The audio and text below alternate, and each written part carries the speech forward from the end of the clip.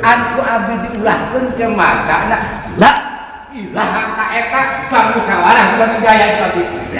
Punten lain ngaharamkeun kana tal kana kana ayat Muhammad.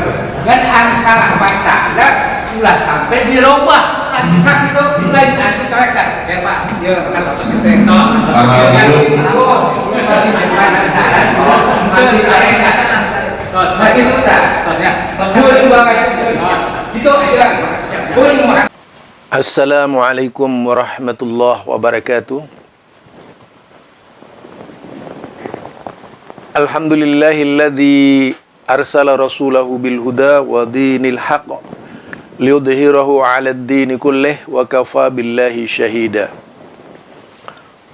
Fa inna ahsanal kalami kalamullah wa khairal huda huda Muhammad sallallahu alaihi wasallam wa syarrul umuri muhdatsatuha.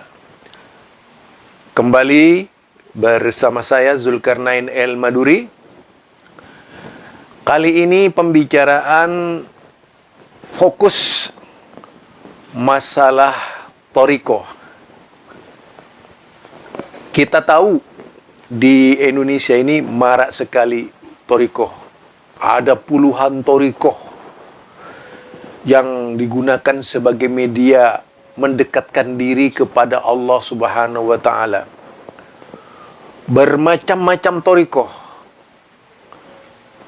yang dianut oleh mereka, mulai dari thariqah Qadiriyah, Naksabandiyah, Ismailiyah, dan macam-macam thariqah, Tijaniyah. Yang jelas thariqah tersebut dipakai oleh mereka sebagai media untuk mendekatkan diri kepada Allah.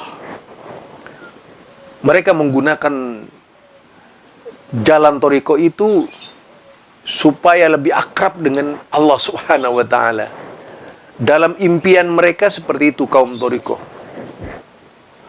Ada banyak ajaran di dalam thariqah itu, seperti zikir-zikir thariqah yang diatur sedemikian rupa, keluar masuk disesuaikan dengan nafas dan sebagainya. Terkadang harus lampu dimatikan, digelapkan gitu. Laki-laki, wanita campur baur di dalamnya, ada banyak thariqah yang seperti itu. Semuanya thariqah. Karena menurut mereka walaupun campur baur, kalau hatinya kepada Allah Subhanahu wa taala tidak akan terjadi apa-apa. Itu mah persepsi yang salah tentang Islam. Ya, persepsi yang salah tentang Islam. Nah, baru-baru ini ada kejadian gitu. Sesama thariqah itu bertengkar. Sesama thariqah bertengkar. Tak terima kalau cara-cara yang terdapat di dalam thariqah itu dirubah-rubah. Artinya sesama penganut thariqah ini memiliki manhaj berbeda, baik di dalam tata cara berzikir ataupun di dalam tata cara yaitu melafadzkan zikir.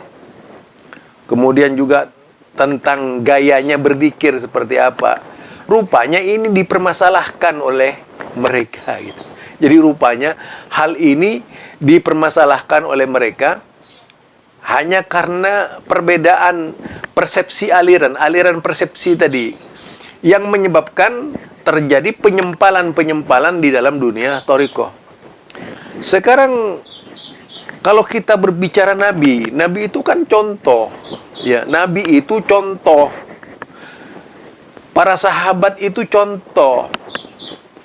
Nabi sendiri di dalam mengajarkan zikir kepada umatnya sebatas zikir-zikir yang tentu saja tidak memberatkan dengan banyaknya aturan yang harus dilakukan sebagaimana banyak dilakukan dalam dunia thariqah. Jelas itu berbeda sekali dengan dunia thariqah. Zikirnya Nabi itu sederhana, tidak macam-macam. Zikirnya Nabi tidak memberatkan dengan aturan-aturan sekian kali. Nggak ada. Apalagi kalau sampai dibaca beribu-ribu kali dengan sebutan, dengan dikir-dikir yang diramu sedemikian rupa oleh mereka. Jelas sama sekali bukanlah ajaran sunnah Rasulullah sallallahu alaihi wasallam. Coba mau dikatakan sunnah seperti apa? Wong di zaman Nabi Muhammad sallallahu alaihi wasallam tidak ada torikoh-torikoh semacam itu. Tidak ada torikoh yang sebagaimana dikerjakan oleh mereka, diamalkan dan dianut menjadi media pendekatan mereka kepada Allah. Itu nggak pernah ada di zaman Nabi seperti itu. Tidak pernah Nabi itu kemudian mengumpulkan seluruh umatnya yang muslim ada dalam satu lapangan berzikir sebagaimana mereka berzikir. Nggak pernah dilakukan oleh Nabi. Kita belum pernah melihat sebuah hadis Rasulullah sallallahu alaihi wasallam misalnya setiap minggu mengumpulkan orang-orang berzikir dengan cara-cara mereka yang mereka buat itu. Yang menjadi kewajiban rutin dilakukan setiap kali mengadakan kegiatan. Semacam halnya sholat. Sholat itu kan punya aturan ya. Sholat kan ada perintahnya dari Al-Quran. Ketika disebut tentang kewajiban sholat, Rasulullah sallallahu alaihi wasallam menyampaikan tata cara sholat. Ada aturannya sholat itu. Ketika Rasulullah mengajarkan zikir, sederhana saja zikirnya.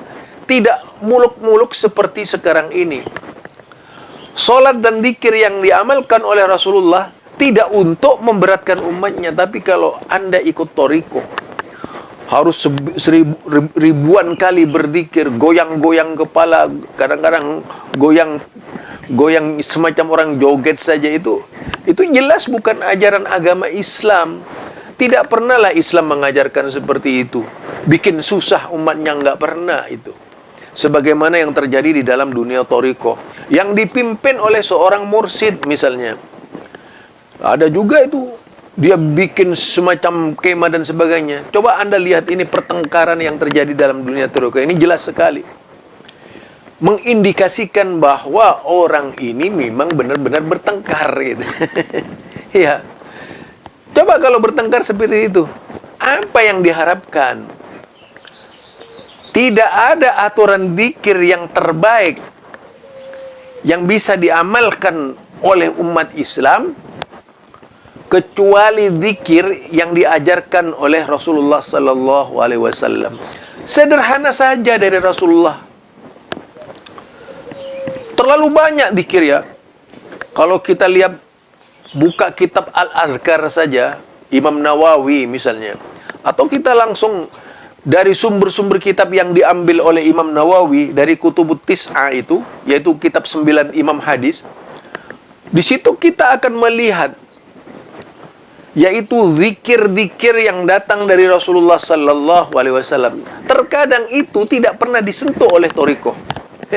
Terkadang tidak pernah disentuh oleh toriko, mereka bikin zikir sendiri. Lucunya mereka di situ macam sholawat lah. Kita diajarkan membaca sholawat kepada Rasulullah, itu benar, tidak salah. Kita diwajibkan oleh Al-Quran menyampaikan sholawat kepada Nabi, benar, tidak salah. Tapi apakah sholawat seperti yang dibaca oleh mereka? Kan pertanyaannya begitu. Tapi apakah zikir yang diajarkan oleh mereka?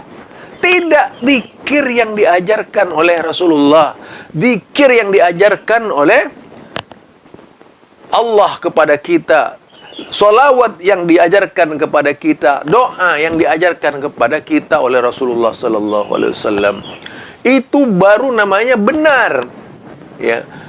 Baru namanya tidak melenceng jauh dari maksud yang diinginkan oleh Allah Subhanahu wa taala. Karena apa? Zikir, ya, zikir yang sebenar-benarnya adalah zikir yang datang dari Rasulullah. Mau belajar berzikir agar sesuai benar dengan cara Rasulullah, perlu berguru kepada orang-orang yang tahu hadis. Bukan berguru kepada orang yang tukang rangkai doa dan zikir. Itu bukan tuntunan. Ya. Tuntunan kita adalah Rasulullah. Tuntunan kita adalah para sahabat.